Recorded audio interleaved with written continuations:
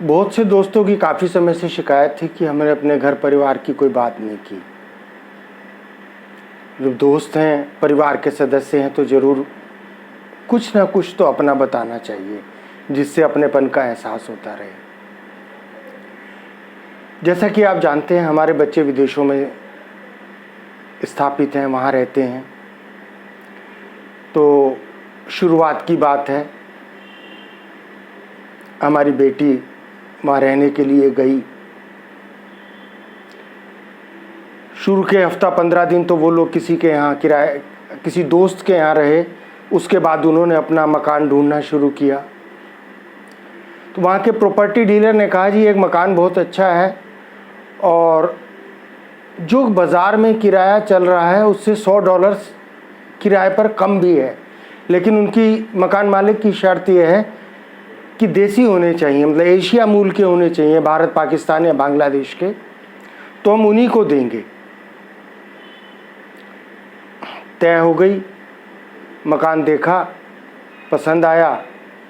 मकान मालिक से मीटिंग करनी थी, एक फॉर्मल मीटिंग थी जिसमें डॉक्यूमेंट साइन होने थे। बेटी गई, दामाद गए, मकान मालिक से बातचीत होने लगी। तो मकान मालिक ने कहा, जी देखिए मुझे कोई नस्लवादी मैं नहीं हूँ, रेसिस्ट नहीं हूँ, मेरी प्रेफरेंस देसी को देने की सिर्फ यही है कि मैं 25 साल से इस देश में रह रहा हूँ और मेरी वाइफ उर्दू और पंजाबी के अलावा और कोई भाषा नहीं जानती। ऐसे में अगर कोई देसी होता है तो वो कम से कम बात कर लेती है, नहीं तो वो डिप्रेशन में आ जाती है। और अगर आपको ये चीज़ बुरी लगे कि वो कभी दुआ सलाम करने आ जाए तो फिर आपको दिक्कत होगी। और अगर आपको लगता है कि कोई बात नहीं, पड़ोस की तरह हम रह सकते हैं, जैसा हम भारत में रहते हैं, पाकिस्तान में रहते हैं, दक्षिण एशिया के लोग रहते हैं, अगर आप ऐसा रह सकते हैं तो यू आर मोस्ट वेलकम।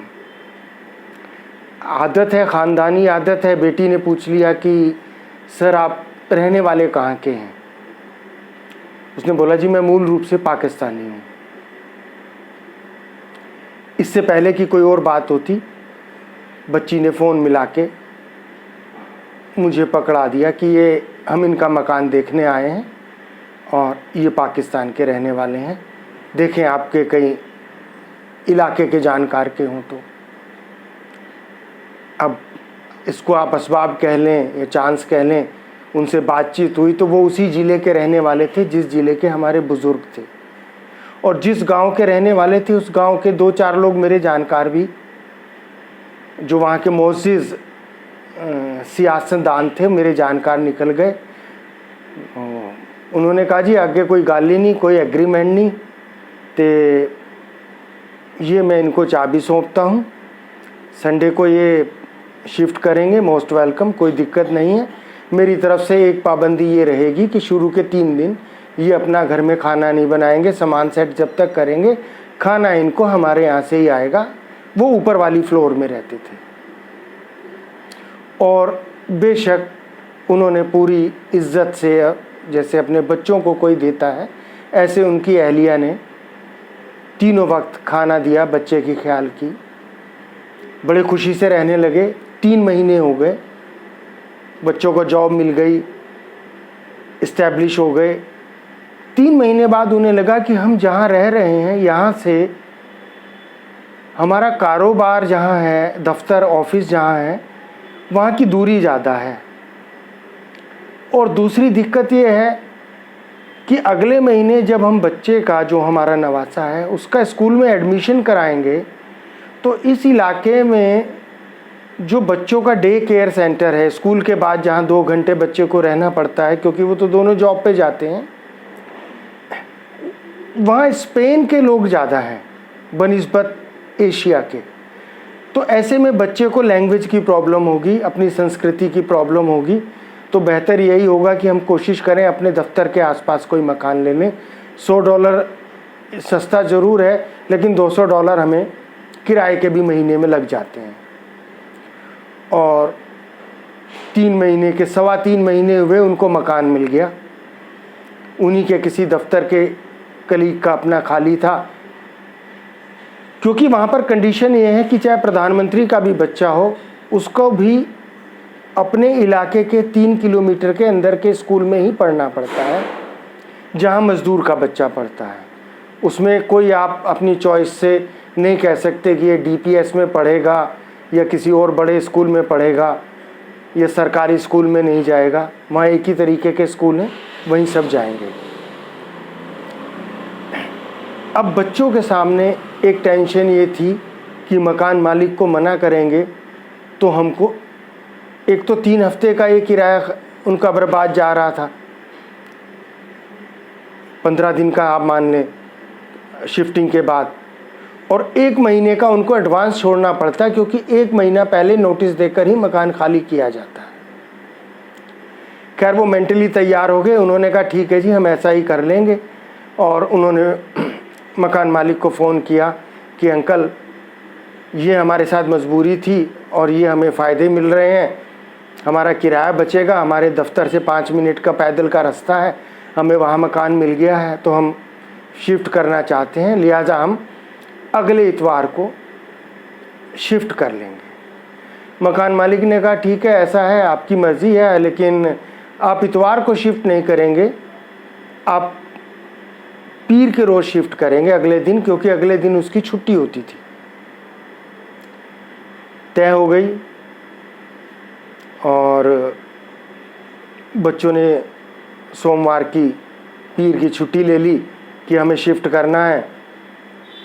वो आए, सामान बहुत ज़्यादा भी नहीं था, थोड़ा सा सामान था, पैक उन्होंने कर लिया, शिफ्टिंग शुरू हो गई। मकान मालिक नीचे आया तो इससे पहले कि ये कहते कि जी हमने जो सिक्योरिटी जमा कराई है उसमें एडजस्ट कर लीजिए और अल्लाह हाफिज़, उसने कहा नहीं बेटा रुको, और उसने लिफाफा पकड़ा दिया। उस लिफाफे में सिक्योरिटी तो थी, 15 दिन का जो किराया उनको दिया, 1 महीने का एडवांस दिया था, उसमें से 15 दिन का किराया उसने वापस कर दिया। हमारे दामाद ने पूछा कि सर ये आप ऐसा क्यों कर रहे हैं, हम तो बिना बताए बीच महीने में छोड़ के जा रहे हैं। तो ठीक है आप 1 महीने के नोटिस की हम पे ऑब्लिगेशन है, आपका लिहाज है, लेकिन 15 दिन का भी आप किराया हमें वापस कर रहे हैं, कुछ समझ नहीं आई। उस आदमी का जवाब था कि जब मकान मैंने दिया था तो इसके वालिद ने अपना रेफरेंस दिया था मेरे ज़िले का, मेरे गांव का, उस हिसाब से ये मेरी बेटी है।